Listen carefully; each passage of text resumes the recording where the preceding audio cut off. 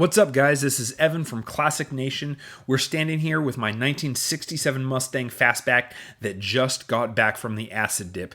In this video, we're going to take a detailed look at the car. Check this out.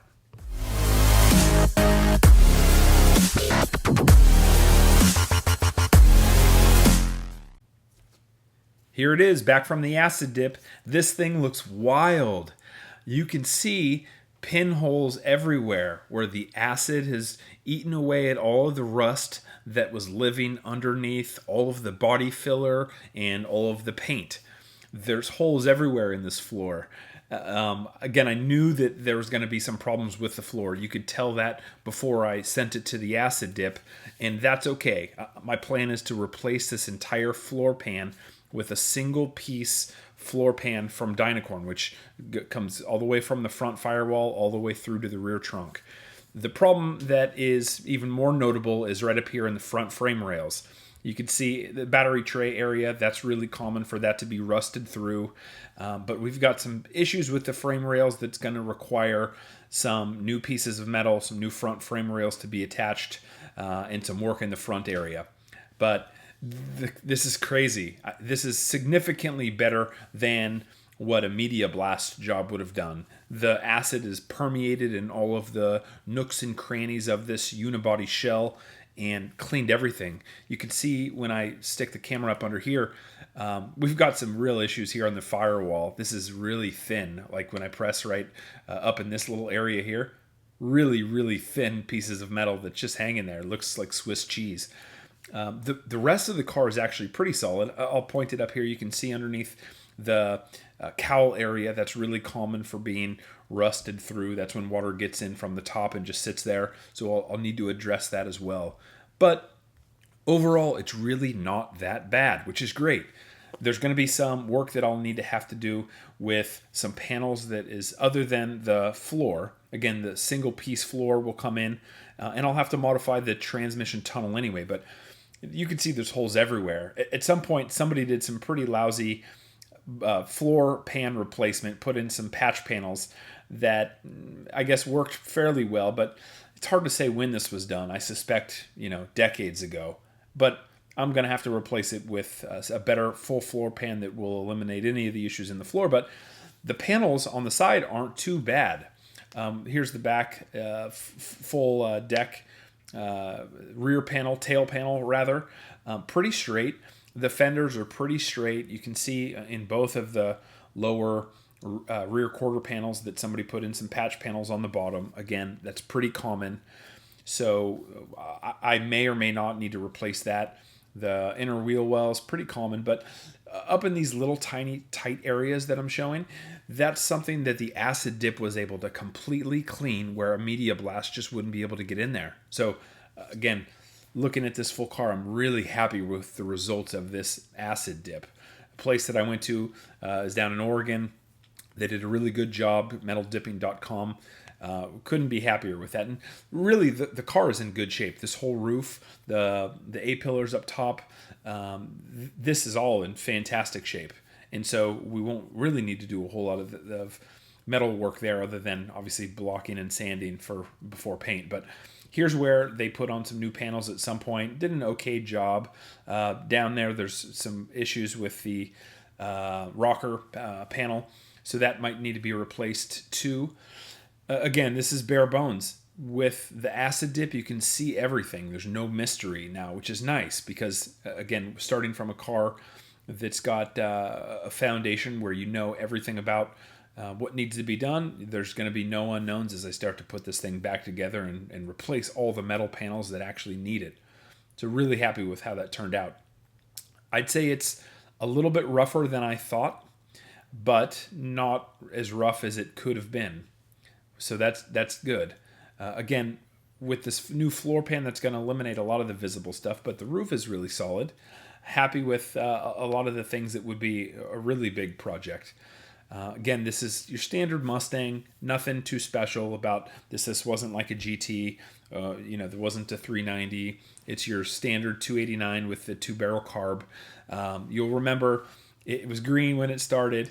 Let's check out these fenders. Here's one of the fenders. This is really rough. I think we're just going to have to start with scratch with a new fender here, maybe a Dynacorn fender that's better than working on these fenders.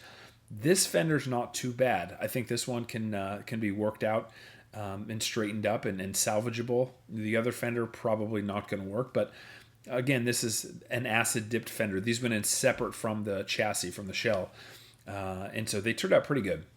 Here's the Fastback rear deck. Turned out pretty good. It's pretty clean, although you can see some issues here. There's a lot of corrosion, and the acid removed some of the rust. There was absolutely some rust right over in this corner that you'll see. I'll zoom in a little bit so you can see. Pretty rough. I think we're going to have to start with a new deck lid. Obviously, with a Mustang Fastback, they make all these parts, so you can literally order them up from a catalog and start with a fresh piece of metal. That's probably what I'm going to have to do with the hood also. I thought maybe this could be salvaged, but up front, there's just some indication that it's maybe been in a collision. It's been dinged up, pretty wavy, and some issues with some rust and some past bodywork that I think it's just going to be easier to start with a new hood and not try to fix that one. The door is an okay shape. You can see it's got the factory texture. This area is the worst down in that corner, but when you zoom in, you can see that all of the factory texture, which is really cool that these 67, 68 Mustangs had, it cleaned it up really nice. A lot of times you get multiple layers of paint and it starts to get smooth over the years. This acid dip has gotten completely into this door, removed all of the factory adhesive and filler that goes into these doors. There's like a black tacky thing that keeps the stuff on that.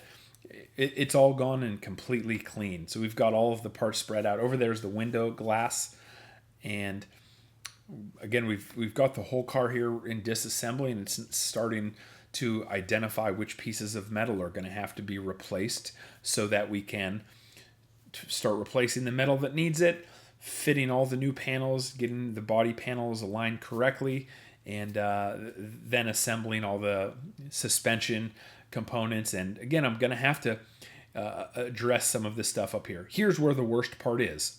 These frame rails. You can see this is really, really bad up here. A lot of rust. That's a piece you can get, and we'll have to fab that up, a new front frame rail. The other side's not too bad, but this side right here, if I turn the camera and shoot it straight down, you can see it's really deteriorated. This is the worst, most problematic area of the car, where we're just going to have to start with fresh metal, make sure it's really strong. Again, my plan for this engine, I was thinking about going with the Coyote engine with the Illuminator, but since that video that I made with the build plan right after I got the car, I've changed gears. I'm going to go with a 427 stroker, an all aluminum engine for this car, and it's going to be mated with a 6-speed Tremec transmission. So I need the foundation of it to be really strong, because it's going to be 600 horsepower, give or take. So we've got to get all the front frame rail rust issues addressed and start with a really solid foundation, then put on the chassis strengthening subframes and those types of things so that this thing can handle the power that I plan to throw at it. All in all, pretty good shape. I'm happy with the results of this acid dip. Looks really, really good.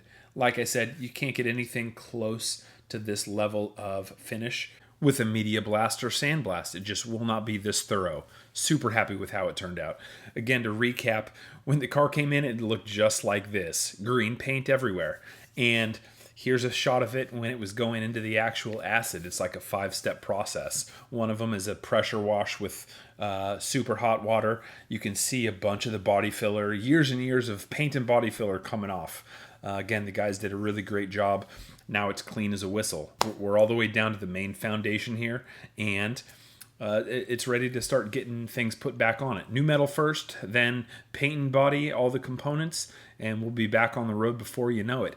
Thanks again, guys, for sticking with the build. Again, like and subscribe. We're going to have more updates for you coming soon. Again, we appreciate the support. Talk to you soon.